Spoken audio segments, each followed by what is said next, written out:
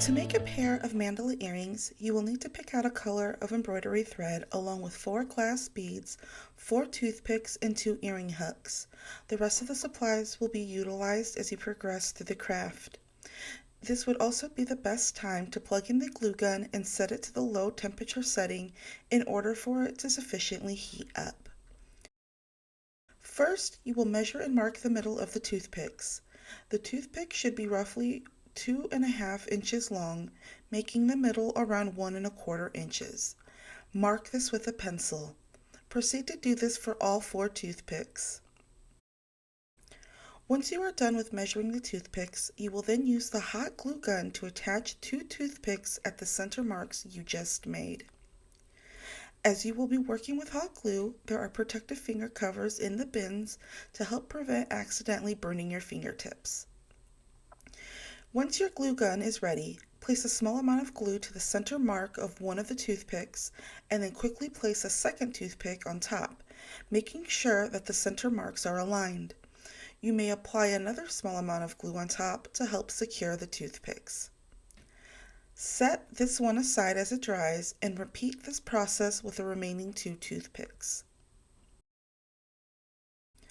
This next step is optional at this stage, but you may use the retractable X-Acto knife to shave down the thicker areas of the toothpicks. This will help later on with applying the glass beads if you make a smaller mandala. Now you are ready to begin wrapping your toothpicks with the embroidery thread you have chosen. Grabbing the end of your thread, place it behind the center of the toothpick. Starting from the upper left corner, wrap the thread over the front center to the lower right corner and then back to the upper left corner from behind. You will repeat this process 3 to 4 times. Rotate your toothpick, making sure your thread is now in the upper right corner. You may need to wrap it around an adjacent toothpick in order for your thread to end up in the upper right corner.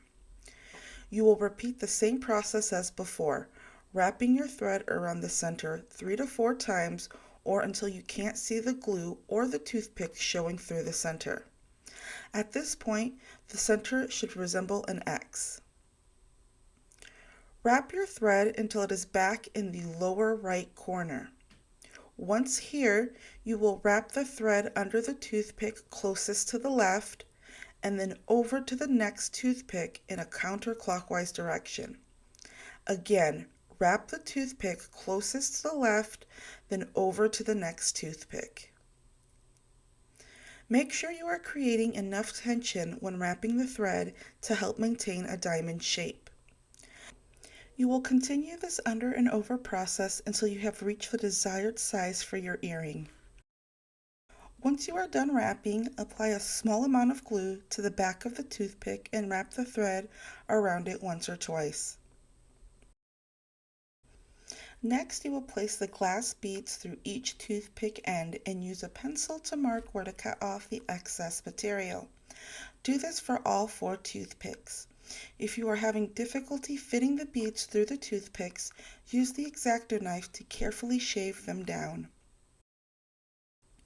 After marking all 4 toothpicks, use the scissors to cut below the marks you just made.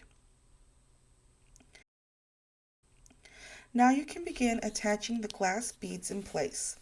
Apply a small amount of glue on each end and then place the bead through the end. You will do this for all 3 sides except for the end where the wrapping stopped.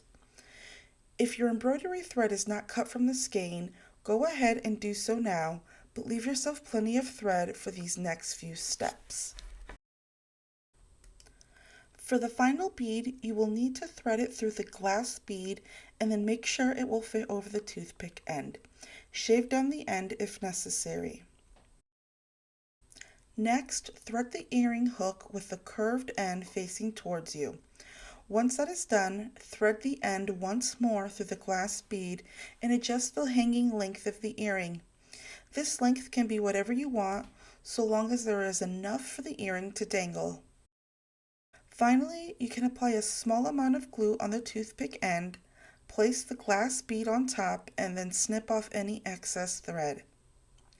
Now you have finished one earring and can continue the same process for the second earring.